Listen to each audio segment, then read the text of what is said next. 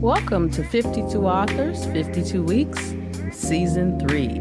I'm Dr. Lisa L. Campbell, the Growth Motivator. Each week, I sit down with a different author to explore what lies behind the pages. Growth, purpose, finding your voice. Enjoy today's episode.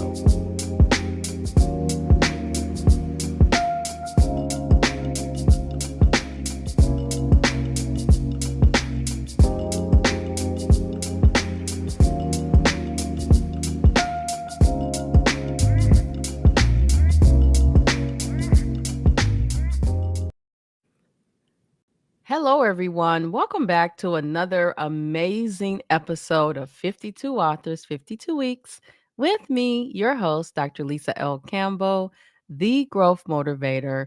And you probably have noticed that I'm not on camera today, and neither is my guest. And one of the reasons is for safety purposes of my guests.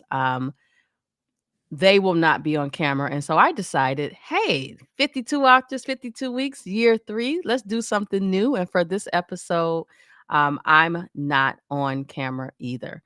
But my guest author today, Mia Hanks, is the author of Bride Made, a memoir, which really looks at the life of a narcissistic abuse victim. Welcome to the show, Mia. Thank you for having me. So please tell our listening, viewing audience just, a few things about you, and then we will talk a little bit about the book. Yeah, so I'm Mia Hanks, and basically, I was married to a covert narcissist for 29 years. And about 3 years ago or so, I finally unwound from that situation and got myself out and got free of that abuse that was really dominating my life, and decided to write a memoir about it. And so, yeah, I'm figuring out life day by day, and it's pretty exciting. Awesome. So first off, thank you for being vulnerable enough to share what you went through, because you aren't the first person that has experienced this, and unfortunately won't be the last. But I think that the way that we spread the word that is happening is through books, through podcasts, so that we're all educated about what's happening to people. So in the book Bridemaid, I'm always amazed at topics or the titles that people come up with for their books. It just fascinates me. But Yeah. you take us through nearly 3 decades of life with a covert narcissist. What made you decide that now was the time to share, honestly, these deeply personal experiences in the form of these short stories? Well, when I was going through my divorce, and really understanding that what I had been dealing with was narcissism, it took me many, many years to piece that together. I wanted to learn everything I could about this, what makes someone a narcissist, and what is this all about? And I was just blown away by how many people I was finding that had experienced these types of things, and had, that narcissism was such an epidemic. And I was just trying to get my hands on everything I could find. And really, everything out there seemed to be written by either a psychologist or a therapist. And great information. It was really great, but it was also very academic. And what I was really seeking was a firsthand account. I want to read about somebody who's been through this. I want to know what it looks like, how somebody else would perceive this. And I just couldn't find it out there. And so, yeah, after my divorce was final, I thought, maybe a memoir would be something that other people could, could be helpful to other people. So that's really how it came to be. Wow.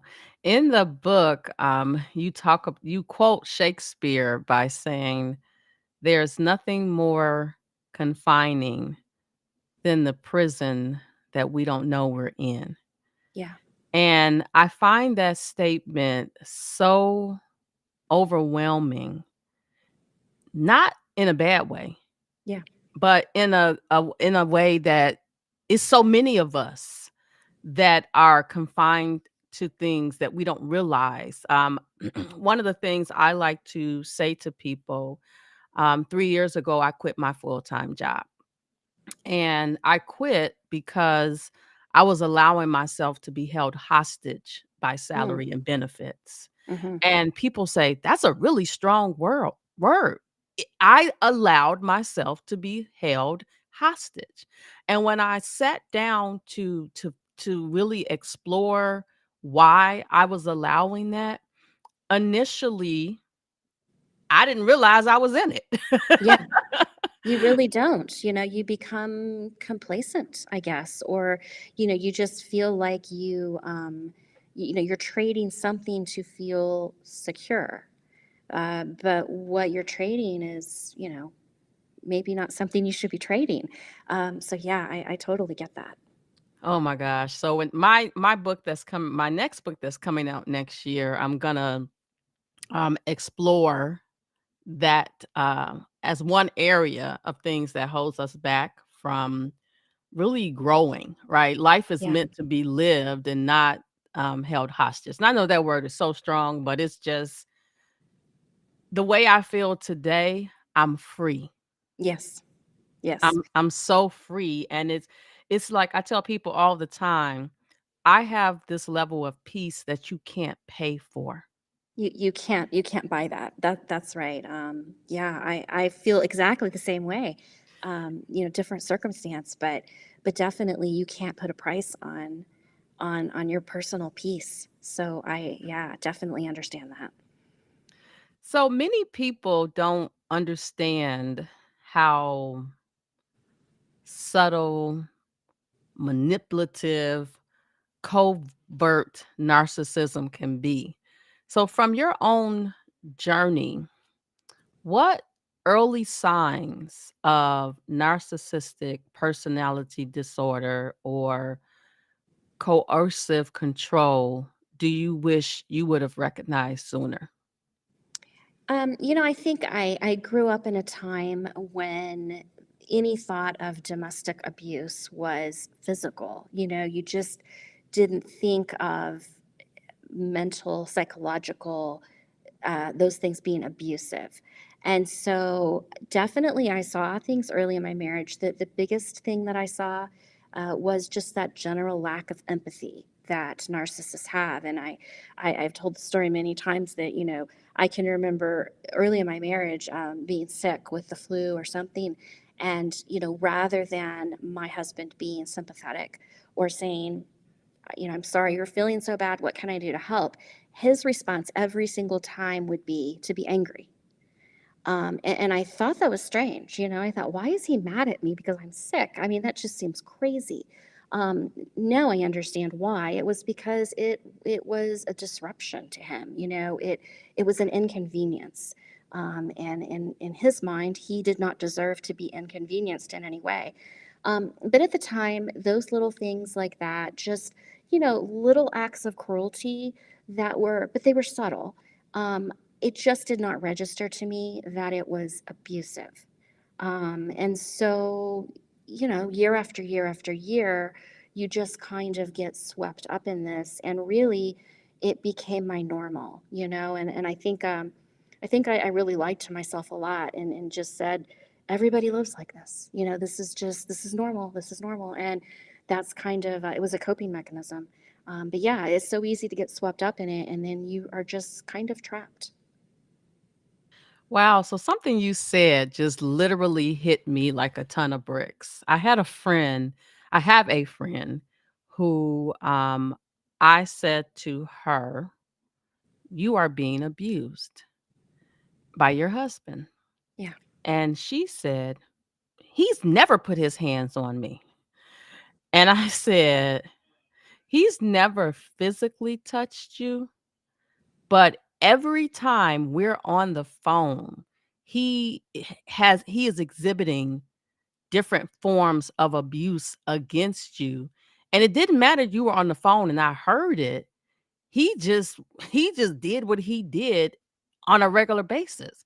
Yeah. And it got so bad to the extent that it went from happening on the phone to then happening when I was in public with them. Right. Well, you know, they like to isolate their victims. So, I mean, being on the phone with a friend, to them, that's a perceived threat, because hey, somebody else out there might clue them in. You might clue your friend in and say, hey, I don't think this is right. Well, these narcissistic people, they don't want anyone to invade that space. Or plant any ideas that maybe there's abuse happening. So yeah, I mean, I'm not surprised, like being on the phone and being with friends, they don't like that. It's a form of control. Yeah, for sure. So, um, you you talk about as someone living inside of this experience, sometimes it was difficult to articulate. Um, Specifically related to gaslighting and emotional abuse, how did these types of behaviors show up in your marriage? And what was like that point that you were like, I'm seeing this clearly for what's actually happening. My eyes are now open. Yeah, I didn't even know the meaning of the term gaslighting until really the end of my marriage, when I was researching all of this. But a lot of people believe that gaslighting is synonymous with lying. It's really not. It's more about changing the narrative, and it's a very subtle way that the narcissist gets control over you and kind of makes you think you're crazy. My ex-husband's response, if I were to bring anything up to him about, hey, I didn't like what you said, or this made me feel this way, his response 100% of the time would be, well, you're just too sensitive. There's something wrong with you. No one else would have been offended by that. You didn't hear it correctly. You misinterpreted it, and so on. And after a while, you start thinking, well, I guess I'm too sensitive. I guess there is something wrong with me, and you internalize that. So that's what I did for a long, long, long time. What the breaking point for me was really, there were several things, but primarily I think my physical health. I was on a decline. I was having stomach aches, headaches, panic attacks, chronic pain. And it really and it was due to the stress, the fight or flight and constant. And I really just reached a point where I said, I don't think this is sustainable anymore. I don't think I can survive this anymore. And so that was, one of the kind of nudges that I needed to wake up and say, this is not right, and I need to get out. Wow, something you just said really just sparked something inside of me. So I'm in healthcare leadership, Uh-huh. and I purchased a book called Medical Gaslighting. It's like a real book, right? Interesting. Yes, and I was having a conversation with someone and I mentioned that word and they're like, "Oh, that's not a thing." And so I started to explain to them that medical gaslighting is when the physician or provider that you're seeing makes you feel unheard, Mm-hmm. unimportant, unwelcome, to the extent where the patient starts to even question, am I really feeling what I'm telling them that I'm feeling? Yeah. And so that behavior results in the provider not responding to questions that they've, been asked, um telling you you're the reason for why you're having that problem, Yeah. Yeah. talk over the person, demean them, tell them, "Oh, you don't need to get a second opinion. What I've told you is it." Yeah, yeah, I that's so I mean, yeah, in a different sort of in on a different topic, in a different setting, yeah, it's just the same thing. You're making somebody question their own reality, and their own decision making and their own thought process. So here's the funny thing, Mia. We talked about gaslighting in marriage. We talked about gaslighting in the medical field. But that job that I told you Mhm. that I was held hostage by, afterwards I realized that I was dealing with a narcissistic boss. Oh, okay. And so I had been there for 15 years. So year 14 she shows up. And my husband, I think, has said, "I think she's a narcissistic. I'm not narcissist." I'm like, "What are you talking about?" Like, I Yeah, had heard that word, but I hadn't right. really explored it, and when Yes. I reflect on it, now I'm thinking I might need to write a book about that, what to do when you're dealing with a narcissistic boss. Yeah, Um, narcissism in the workplace, it's a thing, yes, and I've read about that. Yeah.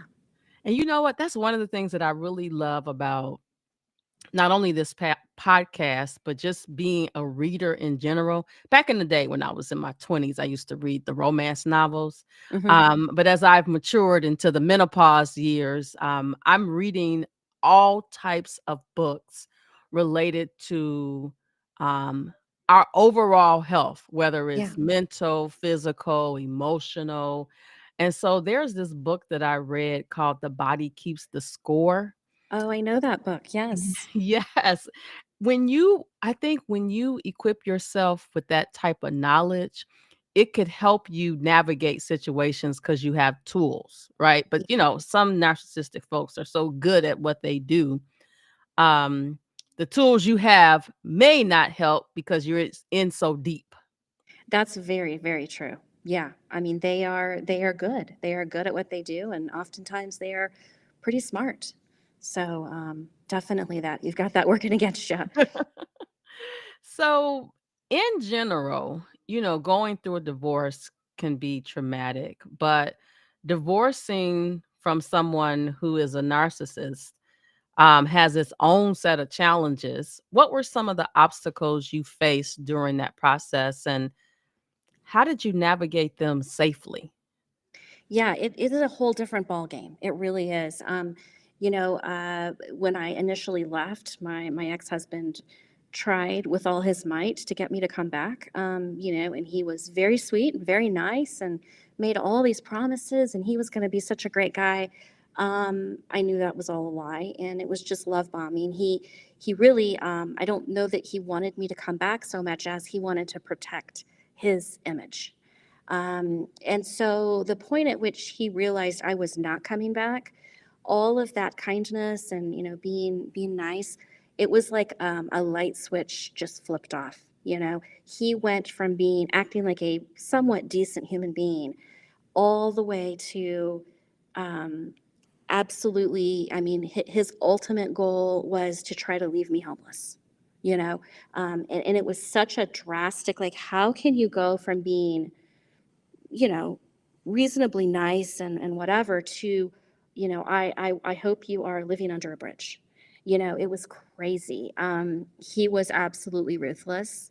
And it was shocking to me. I was not prepared for that. I thought we were going to, like the average divorcing couple, it would be somewhat amicable. I mean, obviously it's not going to be a nice process, but I thought it would be amicable. I thought that it would be fair. We would split our assets and everybody would go their own way, and that's not how it works at all. So, yeah, there were a lot of hurdles to get around. He, hiding money, basically trying to leave me with nothing, hiring all kinds of expensive lawyers and just trying to basically outsmart me.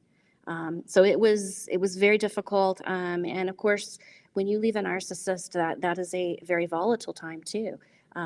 They don't take no for an answer. And when they feel discarded, that's when they can be dangerous. So, yeah, I mean, there definitely were. there was some fear involved in that whole process. But I made it out, and it was not easy. Wow, well, I'm so happy you made it out. I'm so happy you made it out, and I hope that this story can be told for years after you're no longer here. I Um, hope so. Yeah. and it reminds me. So this is something else. I don't watch a lot of TV, but occasionally I will watch a Lifetime movie. Hmm. And I recall, and I don't know the name of the movie, but I recall that there was a man that was a narcissist, who had a lot of influence and money, Yes. and used that as leverage over their wife's head. Um, so that was one of the reasons that I was interested in knowing about the divorce. And when you said, hiring all these different lawyers, Yeah. that Yeah. that right there tells me that that probably is a similar story. Very, very similar. Yeah, I mean, he had the resources, to effectively. He was trying to outlawyer me, really, and just hiring in all the help he could to make things go his way. And unfortunately, money talks. So, it all turned out okay for me in the end, but I mean, I wouldn't say it was fair. And the interesting thing is, in a divorce, it really, I think the thing that shocked me the most is how really it just comes down to numbers on a calculator. I mean, at the end of the day, no one involved really cares that there's been abuse. It's not really factored into anything. And I think, I thought it would turn out a little better for me because of the situation. But really, it's just a math equation. So that was shocking to me. Yeah. Wow. Wow, wow, wow. I'm just my husband always says that art imitates life, and that's how they're able to make movies. Yeah. It's one thing to see something on movie in a movie, it's another thing to actually personally talk to someone who has gone through this form, of abuse and trauma. And so again, I'm sorry that you went through this, but I'm so happy that you got out and Thank you're you. you're better for it. And the other thing I know, this is the other thing that popped into my mind. They don't want anybody to know what they've been doing because probably in the workplace, totally different person. Yeah, absolutely. Well, I mean, with the covert narcissist to the outside world, they are a totally different person. And so that's another real challenge with divorcing a narcissist, because really, I mean, there's nobody out there of our mutual quote unquote friends that are going to believe me. Nobody's going to believe me because they only see this really kind-hearted, wonderful, charismatic, charming man.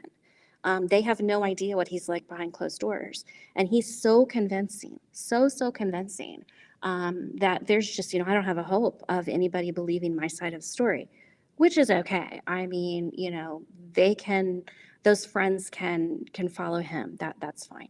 But it does make it hard as the victim, exiting this marriage and really trying to find that support system. It can be a challenge for sure. Well, something tells me you're not done yet. You're just getting started. Part of your story is really about courage and healing and reclaiming your life. 30 years is a long time. It is. It really is. But there's still time, and I'm glad I got out when I did. I mean, I'm glad I didn't waste another year sitting in that marriage. And yeah, I haven't looked back once. I have no regrets. And as difficult as the process was, I am so much better off now, healthier, happier. I wouldn't trade it for anything. Absolutely. So, what advice would you offer to someone who suspects they're in a relationship with a narcissist and they're trying to find the strength to take that first step towards freedom? I think education is the key. We've got to understand this personality disorder and understand if, in fact, that's what you're dealing with. I think also knowing that narcissistic personality disorder, there's really no cure. It doesn't get better. It tends to get worse with age. And so realizing that, don't waste another day in a relationship like that. You have time. You have time, and you need to get out and salvage what time you have left. It's not worth it to stay with somebody like that. They're just going to make your life miserable. So my word of advice would be, don't delay and start making plans. Make plans today, not Yeah, tomorrow, not today. tomorrow. Yes, yes, that's right.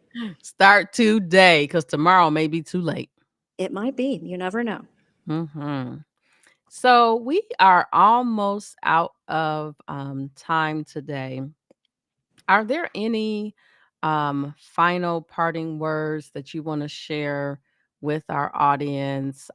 It's such a heavy topic, but again, I'm so happy that you got out. I know that this episode is going to help so many people because let me tell you, people see a little clip and then Y- they start Googling stuff and be like, Yeah, oh, wait a minute. I feel yeah, like I hope I feel like so. I'm involved in this. Right, right. Yeah, I mean, I would just want to say to people, as daunting as it seems to leave, it seems like, especially if you've been with somebody for years and years, like I had been, you tend to start to feel stuck. You feel like there's just no way I can unwind from this. Um, and I guess my advice would be, you're not stuck. There are always options. There are people to help. There are resources out there, and don't stay because you feel like you're stuck and you can't find your way out, because you certainly can. I love it. I love it. I love it. Well, listen, it has been such an honor to meet you, to hear about your journey. You are definitely, they use that word survivor, but I'm like, you're thriving. You Thriving. are you are thriving. You are a better person as a result of this. And I know in my heart that you are going to help so many people because I think if we knew how many people were impacted by this, it probably is a close to a pandemic. Yeah, I believe so. And I think there are a lot more people than we realize that are stuck in these relationships. It makes you think, "Hey, now I might be looking at my husband side eye like, hmm." It makes you think about everybody. It sure does. Yes, and I jokingly said my husband, but, we talked about medical gaslighting, we talked about, Yeah, yeah. workplace gaslighting. I don't know if I didn't hear that word earlier in my life, but it seems like the last couple of decades, that word, you hear it more and more. You really do, and it's kind of overused. But yeah, it definitely has gotten to be a popular concept. Sure has, and it's definitely not going away. No, Mm-mm, unfortunately, it's not. mm-mm. All right, everyone. Well, thank you so much for listening to another amazing episode of 52 Authors, 52 Weeks. We will see you next time. Thank you so much. You've just experienced another conversation from 52 Authors, 52 Weeks, Season 3. The conversation may pause here, but the growth continues. I'm Dr. Lisa L. Campbell, the Growth Motivator, and I'll see you next week.